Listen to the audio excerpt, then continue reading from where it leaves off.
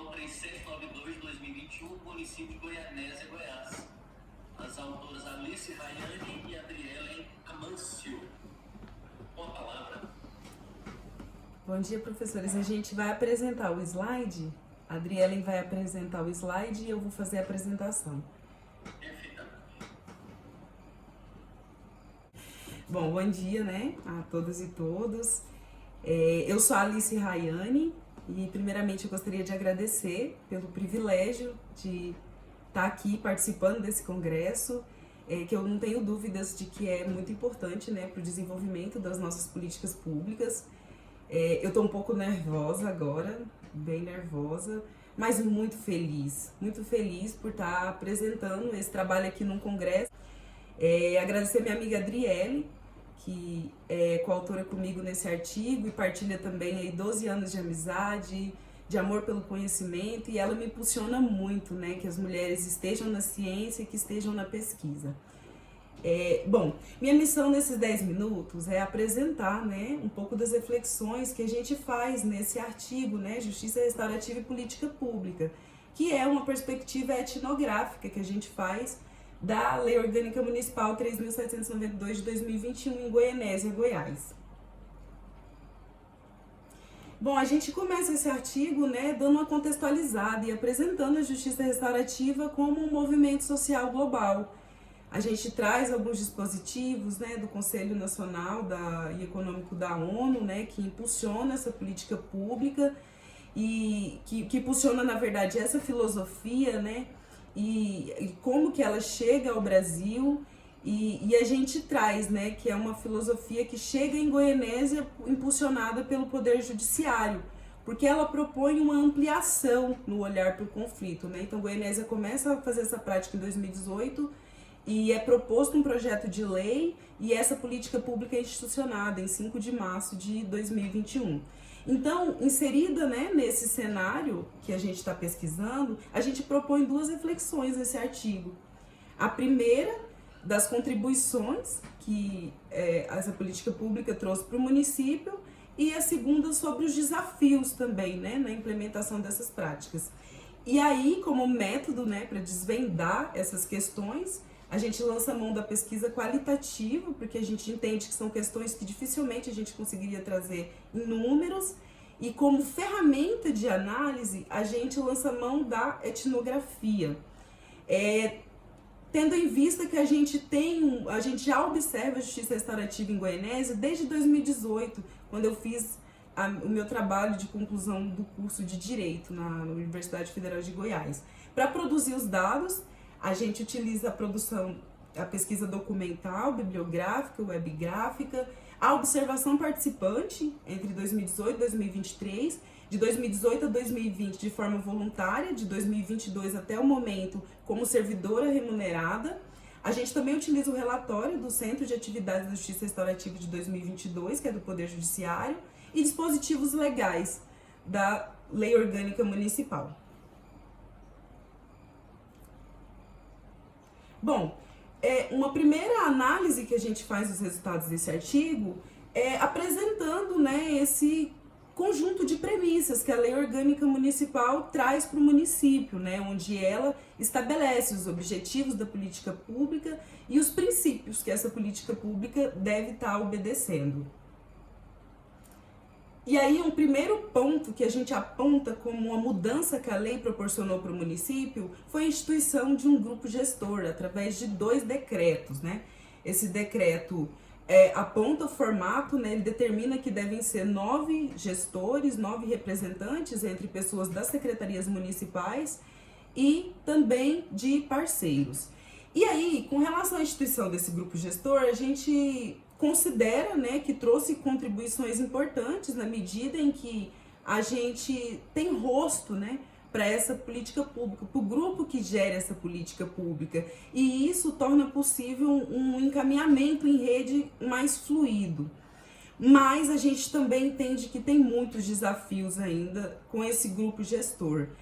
A lei municipal, ela determina que a frequência de reunião desse grupo, ela tem que ser mensal. Mas de 2021 até agora, a gente só conseguiu fazer uma reunião. Então, e nessa reunião a gente extrai um segundo desafio, que é a formação desses gestores de justiça restaurativa. A maioria esmagadora deles nunca teve contato com a filosofia, nunca passou por nenhum processo formativo. Então, nessa reunião, esse fator inviabilizou que a gente pensasse qualquer política pública de justiça restaurativa no município. Embora a gente não tenha uma política pública de justiça restaurativa definida, a gente tem uma ação isolada, né, que é o projeto Trilhando a Paz, que é uma parceria entre Poder Executivo, Poder Judiciário e a Delegacia Especializada de Atendimento à Mulher, onde a gente faz os atendimentos dos casos relacionados com esse tipo de violência e encaminha ou para a rede de proteção e encaminha para os grupos reflexivos, para vítimas e autores. Eu coloquei alguns relatos, né, no slide, não vai dar tempo de ler, mas a gente aponta que essa prática tem trazido contribuições importantes, né, para as vítimas e para os autores desse tipo de violência, na medida em que mitiga um pouco dos efeitos do desequilíbrio do poder, né, do machismo estrutural e da constância da violência, né, do abusador. Na medida em que a criminologia crítica feminista aponta que geralmente são esses dois fatores que estão presentes nesse tipo de violência. Mas nós ainda temos desafios também com relação a essa ação, porque até o momento eu sou a única servidora remunerada, facilitadora remunerada para desenvolver essa ação. E os demais que contribuem são de maneira voluntária. Então isso impossibilita que a gente abarque todos os casos que chegam no município de violência doméstica e atenda, né, faça grupo com todos.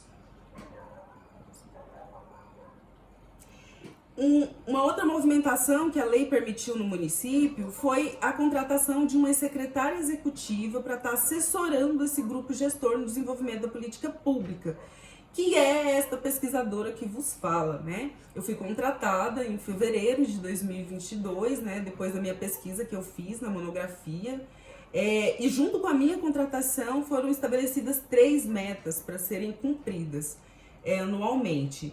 A primeira delas é a formação de novos facilitadores, a segunda é o restabelecimento do projeto Pilares, que é a prática de justiça restaurativa nas escolas, e a terceira é a produção de ao menos 2 artigos por ano, acadêmicos, né, para a gente estar interagindo com a academia. Pode passar. Com relação à primeira meta, que é a formação de novos facilitadores, a gente, no ano passado, em 2022, entre março e julho, nós conseguimos realizar a formação de 31 novos facilitadores. Eu também fui formada junto com essa turma, e nesse período foi possível, né, a gente desenvolver mais de 100 círculos de construção de paz em diferentes espaços do município, empresas, instituições policiais, na prisão, com os moradores de rua, e trouxe um impacto nesse período muito importante para o município. Com relação às metas 2 e 3, são metas que a gente não conseguiu ainda alcançar, que são metas que estão em desenvolvimento.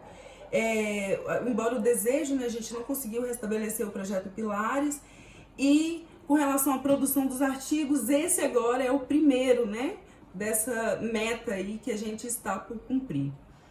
E a gente atribui, né, a gente coloca como desafio a questão da quantidade de servidores.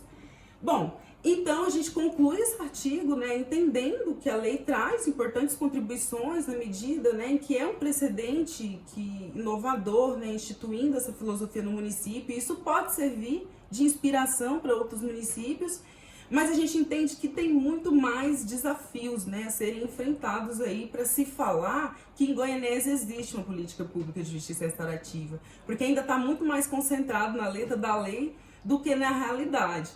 Então, a gente, longe de concluir esse artigo, a gente termina ele com muitas inquietações, né? Porque o que será, né, que é preciso, né, para a gente estar instituindo, né, políticas públicas nos nossos municípios brasileiros. Como preparar também, né, os nossos terrenos para isso? Não tem receita pronta, né? O que esse trabalho tem a mais para nos ensinar? O que, né, temos aí para aprender? Então, a gente entende que o caminho, né, ele é caminhando, e a gente não quer caminhar sozinha. Por isso, a gente traz, né, esse debate para reflexão e aguarda aí as possíveis contribuições ao final. Agradecida pela atenção.